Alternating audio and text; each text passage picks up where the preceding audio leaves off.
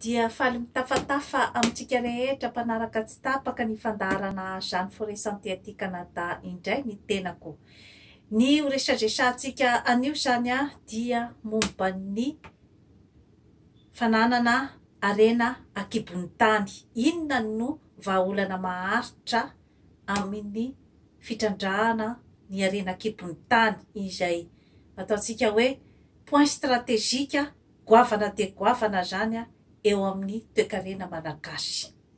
Hatramin'izao zany ny momba an'io arena akibon'ny tany io dia mampalahelo fa resaka safosafoina, resaka lavaboalavo, resaka atsokosoko, resaka tratra tary ananina nisy zao kilona volamena vatosoa mandraky tiny androany zany efa 2021 tsika amin'izao fotoana izao dia mbola resaka lavaboalavo ny firesahana ny arena ambanin'ny tany mahamenatra dia mahamenatra izany zavatra rehetra izany kanefa dia maro ny olona nahita fianarana ambony, maro ny olona izay miresaka amin'itony ataontsika hoe réseaux sociaux itony, ohatrany hoe olona afaka miatrika an'izany atao hoe négociation ambony. Efa maro ny olona izay hoe say mamosaka ny heviny, mahagaga nefa hoe point stratégique goavana be ohatran'izany tsy dia mba faheninao firy zany ny olona andeha hiresaka zany ny hoe inona no vahaolana maharitra zany amin'io arena akibon'ny tany io. Eo ihany koa zany ny zavatra ny vaovao mbola voahenitsika farany teo zany dia ilay ministre 24 heures nametra-pialana izay hoe tsy fantatra mazava moa zany ny hoe izaho tsy teo ka ilaza hoe inona sinona ny zavatra tsy nety nataon'ilay ministra fa ny lalàna no milaza n'izany zavatra rehetra izany ary ny pahalala ny vaovao fa ny nahagaga zany dia tsy nisy mihitsy hoe fanazavana avy amin'ilay olona concerné zany tamin'io resaka hoe démission ny ministra ao anatin'ny 24 heures io. Nisy zany ny fiapangana azy nefa tsy nisy mazava zany ny hoe tena fanazavana ny hoe inona marina ny ampiangana azy, ny tombona ve ny fiapangana azy fa ny resaka nataony fotsiny dia hoe efa vita ny fitsarana mikasika an'io ary efa afaka madiodio izy. Nefa zany hoe mahagaga zany maninona zany no nametra-pialana ihany kanefa afaka madiodio. Zany zavatra rehetra zany dia mampametraka fanontaniana zany amin'ity hoe resaka arena akibon'ny tany. Maninona misafosafoina nefa hain-dehibe ny firenena ny arena akibon'ny tany ananany ka nahoana no tsy asiana transparence mazava zany ny mikasika an'io. Iverenako zany ny hoe ilay ranamana ny démissionna ministre ny démissionna 24 heures. Tena mbola tsy nisy tamin'ny tantaran'i Madagasikara izany hoe ministra nitendrena 24 heures dia i-démissionne zany. Voalohany zany tao Madagasikara no nisy ny toe-javatra ohatran'izay. Inona zany mety ho ambadika izay zavatra rehetra izay satria io olona io zany dia fahitako tamin'ny internet ny resaka tamin'ny televisionna malagasy zany ataontsika hoe taona vitsivitsy talohan'io nanendrena azy io ministra io. Maro dia maro ny zavatra nahaliana azy zany ny zavatra lazainy amin'ny télé satria tena voasambany mihitsy zany no misy olona say milaza mazava zany ny hoe stratégie entiny sy ny hoe ny zava-misy amin'io arena ambanin'ny tany io. Dia tadidiko zany ny tenenin'ilay ranamana tamin'izay fotoana izay fa hoe nampiseho karta mihitsy izy zany de hoe amin'ity toerana tisy zany no misy ny arena kibon'ny tany eto Madagasikara izay tokony ampahafantarana ny malagasy satria mety hitondra fivoarana ozy izy ho an'ny malagasy ny fampahafantarana n'ireo toerana rehetrarehetra ireo ary hoe ahoana ny fomba ozy izy hitrandrahana an'ireo arena kibon'ny tany ireo amin'ny mangarahara ary mba hoentina zany hoe ampandrosoana ny firenena ary mba entina koa zany atonga an'ilay mpitrandraka madinika izany hoe ny tatsaha izay presque tsy mahalala ny tena vraie valeur n'ireo vato trandrahan'ireo zany dia voambakan'ireo karazana mahatre sy ireo vahiny izay mahalala tsara ny hoe ohatran'izao ane ny vidin'ity vato ity kanefa dia manararoatra zany ny tsy fahalalan'ny tatsaha an'izay hoe karazana tarifa marina ny vato trandrahan'izay dia atao mangarahara ozy izy zany ny fividianana an'io zavatra io omena ny vola izay sahaza azy zany ny tatsaha izay mitrandraka ozy izy dia atao mangarahara ny nividianana azy ozy izy atao karazana dépôt izay apetraka mihitsy amin'ny internet dia misy zany ny mpividy any ampitan'ny ranomasina. Nanaitray izay karazana émission izay ary ataoko angamba fa indrona intelo ilay olona zany no hitako nanao émission teo amin'ny télé. Ka kanefa zany ny tenako taty aoriana ny amin'ny hoe olona tsy madio, olona mpamitapitak'olona, tianjarako zany ny anao avocat na isolovava an'ilay olona kanefa satria olona tsy fantatro izy ary tsy fantatro ilay afera fa manao ny fampifandraisana zany an'ilay émission nataony sy ny zava-misy taty aoriana zany ny tenako dia somary gagagaga ary dia mba nalahelo ary diso fanantenana satria tsy hitako zany ny hoe inona no mahadiso zany sy ny maharatsy ny tetikasa izay eritreretiny atao eo zany aloha dia mipetraka ny fanontaniana satria ilay fomba nanazavany azy dia mampientanentana tokoa mampisy fanantenana hoe zay aika misy olona zany mba mitsinjo ny vahoaka madinika amin'ny tony karazana fandrarahana vaventy ohatrany tony fa tsy hoe ajanona lavabolavo sy fitabitro sy anganoangano arirarira zany ny momba an'io zavatra io nefa dia misy olona zany hita fa dia mpanefoefo tapoka matretre tapoka manodidina ny fanaovana ny fandrarahana amin'io arena kibon'ny tany io. Tadidiko ihany koa zany ny hoe filôzofia nentin'io ranaman'io zany ny amin'ny hoe mananjina ozy izy ny arena kibon'ny tany ka mila jerena akaiky zany ny fitandrovana ny fanaovana ny fandrarahana manodidina an'io. Mananjina ozy izy satria hoe misy zany ny tatsaha izay mitsemboka mitady an'ilay arena kanefa dia misy ny olona izay mividy azy zany mahalala tsara ny valeuranyio arena kibon'ny tany avy amin'ny olona tsy manam-pahalalana io dia manararoatra ny tsy fahalalan'ilay mpivarotra. Eo koa zany aloha de tsy hitako hoe inona no mahadiso an'izay filôzofia entin'io ranaman'io zany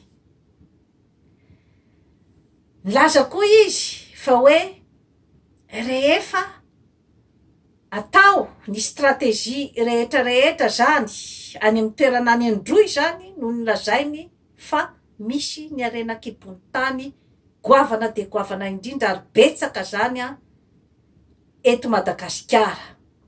Ny olana nefa ozy izy a de hoe tsisy rano hoentina zany a hoe amelombelomana ny tany any androy, izany hoe mba hahatonga ny olona afaka hamokatra, hahatonga ny olona ho afaka hivelona zany a amin'io toeran'io.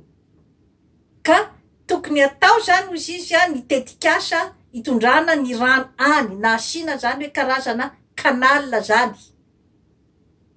Teneny mihitsy moa zany tamin'izay émission zay hoe canal de Suez ozy izy a nahoany sika no tsy havita an'izany hoe karazana ohatrany hoe canal de Suez zany. Sambako nahita olona zany a tena hoe mijery marina ny fomba hitrandrana ny arena kibony tany amin'ny fomba maharitra zany. Ary io ranamana io a dia mpampianatra any France, amin'ny université any France, ary dia nilaza izy hoe ny frantsay dia mahalala amin'ny atsipriany zany a ny karazana arena rehetrarehetra misy zany a eto Madagasikara. Saingy isika malagasy zany a tena tompotrano miono ary de tena tsy mahafantatra mihitsy zany a ny momba ny arena rehetrarehetra zany a ao ambanin'ny tany a misy eto Madagasikara. De nazavain'io ranamana io zany a ny hoe andeha ozy izy zany a mba anokatra ny mason'ny vahoaka ary anokatra an'izay a karazana lalam-barotra zay a mba hampandroso ny firenena, mba hampanakarena ny isam-batan'olona amin'ny arena izay ananany. Fanontaniana mipetraka zany a manodidina n'izay zavatra rehetrarehetra izay de ny hoe inona tokoa moa zany no antony tsy mampisy ny ataontsika hoe zany hoe filière manokana zany a momba ny hoe arena kibony tany zany eto Madagasikara. Fanontaniana mipetraka zany a ny zavatra ohatran'izany, ohatrany hoe tena hoe le filière izay hoe ampianarin'io ranamana io ny vazaha amin'ny université any an-dafy any zany de tena hoe atao zany a eto Madagasikara. Fa ro manarakaraka an'izay inona zany a no tsy anokafana ny ataontsika hoe zany hoe fampahafantarana amin'ny aino amajery ny malagasy tsy vaky volo ny arena izay ananany. Fa mbola resaka tsokosoko, resaka bitsibitsika, resaka hoe tratra tary nanao an'izao, nisy olona nikidina pena fa satria nanao natafavoaka bizina ambony be de nahazo vola be de nisy nanafika tao an-tranony de nisy namono de nisy naka lay vola zany zava-misy. Nahoana izy io zany a no hoe atao atsokosoko ohatran'izay zany a, fa nahoana no tsy avoaka atao mangarahara ho fantatry ny be sy ny maro zany a ny hoe inona marina zany a no ambadikin'io zavatra io ary inona ny zava-misy. Mbola mistery hatramin'izao zany ny momba ny arena kibony tany eo Madagasikara. Inona ny antony? Moa ve mety misy vondron'olona, vondrombondron'olona izay tsy manaiky ny anaovana an'io zavatra io, ho mangarahara zany a, ho lasa fandrarahana hampanakarena ny malagasy. Zay zany a dia fanontaniana mipetraka ihany koa zay. Ary na tiatsika na tsy tiatsika dia tsy manantsika ny industrie sy ny fitaovana izay entina itrandrahana an'ireo. Tsy maintsy isika zany maka partenaira aty amin'ny tany mandroso andeha hitrandraka an'ireo. Inona nefa ny olana? Zay zany no mahagaga amin'izao zavatra rehetra mitranga izao. Ny firenena ao anatin'ny fahatrana magitsokitso ka tsisy ny vola, na ny andoavana ny mpiasam-panjakana efa tsy misy ny vola atoraka, ny vahoaka kere, ny tsy anasa mitombo, nefa ny arena iondananao ao ambany tany. Fanontaniana mipetraka daholo, mistery Madagasikara.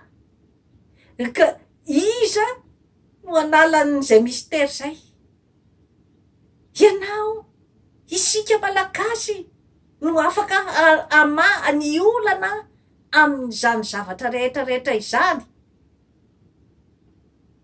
Vahaolana voalohany izay apetrako amin'ny zavatra toy ireny de ny hoe ny teny iarana ihany oabolatsika malagasy ry zany, ary filozofia mitondra tsika malagasy ny hoe ny teny iarana. Mahakaka nefa ankehitriny fa misy karazana vondrombondron'olona izay tsy manaiky an'izany teny iarana zany. Mahakaka ne. Kanefa rehefa avy eo mifampitana lolo-po, rehefa avy eo mifamono, rehefa avy eo ny sasany matinoana, rehefa avy eo mimenimenina fa nahoana izahay no enjehin'ny mpanohitra. Mahakaka zany zavatra rehetrarehetra izany. Raha ohatra ianao ka mitondra firenena, mitondra fanjakana, de tadidio fa tsy fanananao no ampiasaina eo amin'ny fitondranan'ny firenena sy ny fitondranan'ny fanjakana, fa fananan'ny vahoaka, fananan'ny firenena, ka manana droit ny olom-pirenena, indrindrandrindra ny mpanohitra zany, ny itsikera ny zavatra rehetra izay hitany fa tsy mety amin'ny fomba fitantananao ny firenena. Satria ny zavatra misy zany dia ilay hoe mpitondra fanjakana se comporter toujours comme victime. Zany izay ane zao de efa miasa be, kanefa dia mbola besaka ny mpanenjika, kanefa dia ireo mpanohitra reo mihitsy no te aka ny seza. Mety misy fahamarinany zay hoe te aka seza zay. Isa moa tsy te aka seza raha ohatra ka mbola mpanao politika. Kanefa ny règle de jeu zany ry malagasy no tokony mazava. Eo angamba zany no hevitra izay aposako. Satria rehefa tsy atao anatin'ny mangarahara, rehefa tsy atao anatin'ny latabatra boribory, rehefa tsy atao teny iarana, raiketina tsoratra, ny harena pirenena, ny harena ambany tany, tsy azagaka fa misy ny hémorragie, misy ny fuite massive, ny harena akibon'ny tany na ny ambonin'ny tany. Ny harenanao ray manontolo mihitsy dia mivoaka gorobaka ohatry ny hémorragie. Rehefa ianao tompo-tany tsy maka fepetra ny momban'izay. Sarotra ve zany ry malagasy? Sarotra ve ny mifandinika, ny manam-pahaizana rehetra? Somary enjakenjaka na ny teniko rehefa miteny ny manam-pahaizana aho. Hoe manam-pahaizana, tonotononina, eraky ty vazamototra, eraky ty tontolo zao ty, ve de tsy afaka amaha olana goavana be ohatran'izany eo amin'ny firenena? Mahakaka ane zany e. Mahakaka. Inona no tsy amolavolana ny rafitra momba ny harena kibon'ny tany? Hoe rehefa fantatra zany hoe toerana ohatran'izao zany a dia misy arena kilibony tany ohatran'izao sy ohatran'izao ty mamoaka ny rafitra ny manam-pahaizana ny amin'ny hoe andeha hiantso karazana kompania industrie ohatran'izao aty ivelany aty amin'ny tany mandroso hitrandraka an'io arena kilibony tany io. Inona zany a no ifanarahana amin'io kompania io ny hoe gagnant mba samy mahazo tombontsoa. Ambadiky izay zavatra rehetrarehetra izay koa nefa tsy maintsy jerena ihany koa ny tombontsoan'ny malagasy tsy vaky volo amin'izay hoe resaka arena kilibony tany zay sy ny arena rehetrarehetra misy ao amin'ny tany satria ny industrialisation na ny hoe fankarana ny vokatra ahodina bifotsy ohatra ny industrie agroalimentaire zany zavatra zany ane mbola tsy ampy ao Madagasikara ary presque ataontsika hoe tsy misy afaka ifanarahana zany zavatra rehetrarehetra izany amin'ny industrie goavana aty amin'ny tany mandroso fa ny fifanarahana fotsiny zany a no mila atao entitra tsara ny hoe samy mahazo gagnant zany a ny tany rotota ary dridradrindra gagnant koa zany a ny ao amin'ny faritra rehetra tsy vaky volo ao Madagasikara satria mantsy mila dinihana amin'ny atsipiriany zany a ny olana rehetrarehetra ny amin'ny hoe moa ve ilay faritra izay hitrandrahana an'io arena io ohatra misy ve ny zavatra izay tombontsoa izay azon'ny mponina mipetraka ao zay koa nefany a mbola mila ihany koa ny discussion ny amin'ny samy malagasy ny hoe pourcentage izay omena an'ilay faritra misy an'ilay industrie sy ny pourcentage alefa any amin'ny pouvoir central satria lasa koa zany a mandeha koa zany ny discussion any amin'ny hoe faritra mizakatena io moa samy manana ny ilazany azy faritra mizakatena ve sa hoe fédéraliste ve sa ny hoe décentralisation effective zay fomba ilazantsika azy fa ny fantatry fotsiny amin'ny mahazanaky ny faritra ay de ny hoe mba ataovy zara mitovy tsy atao zara mitanila itsony ny are-pirenena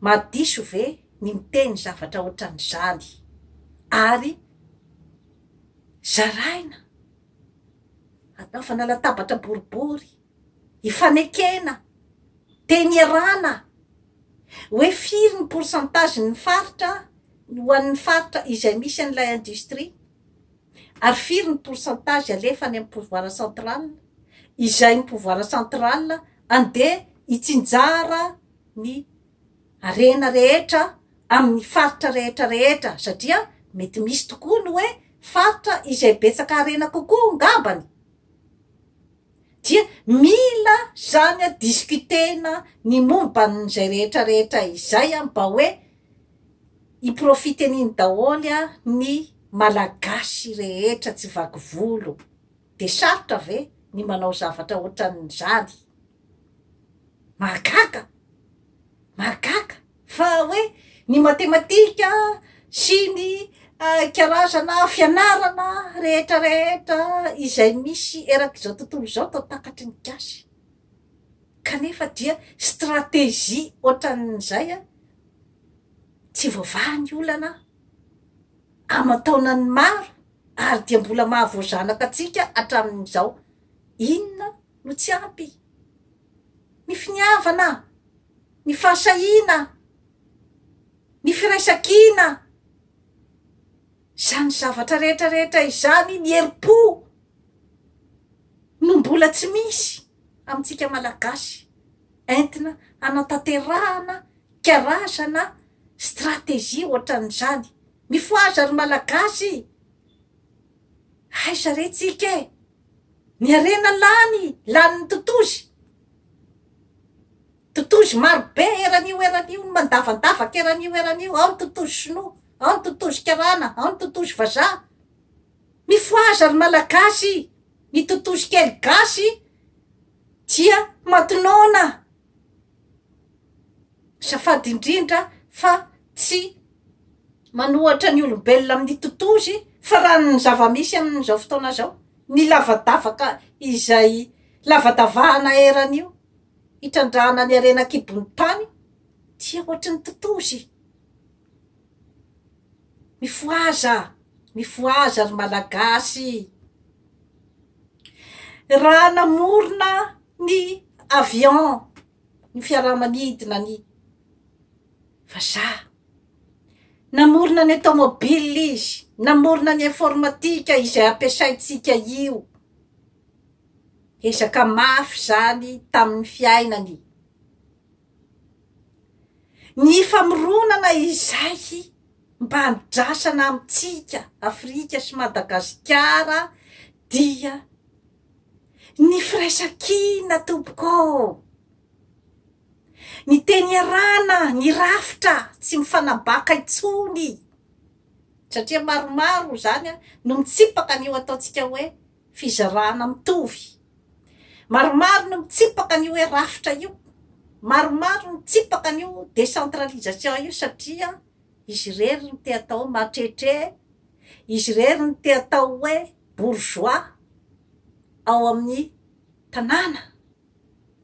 Fantatry reny tany vaventy reny daholo nge ny faiblesse-tsika rehetra, mbola afahany zany misikotra ny arenatsika ary mbola mampisy ny olona kere matinona sy ny olona izay milona ao anatin'ny arena. Mifoaza ry tanora, mijery ny hoe atao ahoana zany atao hoe mpandraharaha mahay. Mba tokony maromaro zany ny mandeha mirona any amin'ny fandraharahana tena izy. Fa satria raha ohatra mantsy ianao hiatehitra fotsiny zany amin'ny fangalarana ny vola ao amin'ny gouvernemanta sy ny ministera, dia rehefa tsy manana ny stratégie anao entinao anodonana ny vola rehefa avy eo de lanilany ho azy eny zay e. Entinao mandositra ohatra ny vola ny andafy, rehefa tsy mandeha zany ny businessinao aty na tsy nahodinao ny vola, de iverina indray anao zany andeha anao an'ity karazana politika isan-karazany, iverenanao amin'ny fitondrana, ahafahanao indray zany maka ny abongadiny arem-pirenena sy ny arenim-panjakana. Aiza retsika zany e, aiza tsika ao anatin'ny cercle vicieux.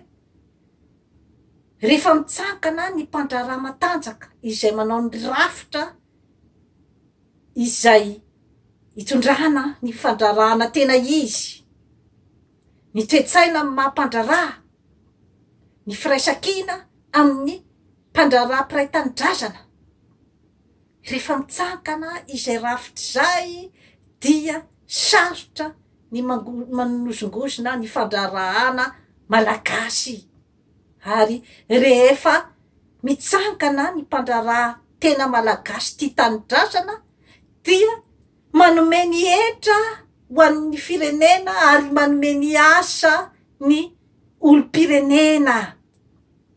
Fa saingy ny information mbola tsy ampy, tsy dio matetitetika ny atao amin'ny fandarana zany forêt santé, fa anomenao ny stratégie rehetra amin'izany atao hoe fandrarahana izany, ny stratégie rehetra entina amin'izany hoe famolavolanao ny potentiel-nao aminao, ny personnalité-nao ijoro amin'ny maha izy azy anao.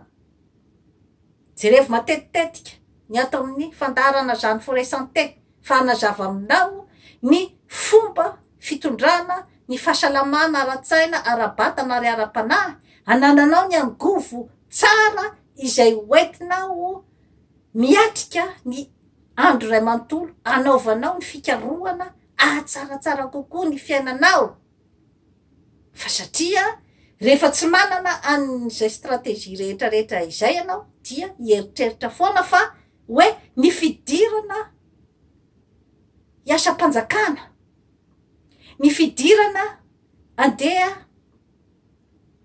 hitondra firenena no ahafahanao ho mpanefoefo dia azo lazaina fa hoe trano miorina eo ambony onaona ka tsy ela dia irotsaka orava dia toy izay sy toy izay indray tompoko lahy sy tompoko vavy no azo natolotra raha ho an'io manaova abonnement amin'ny Jeanne Forêt Santé aty Canada fa hanatsara ny fiainanao veloma tompoko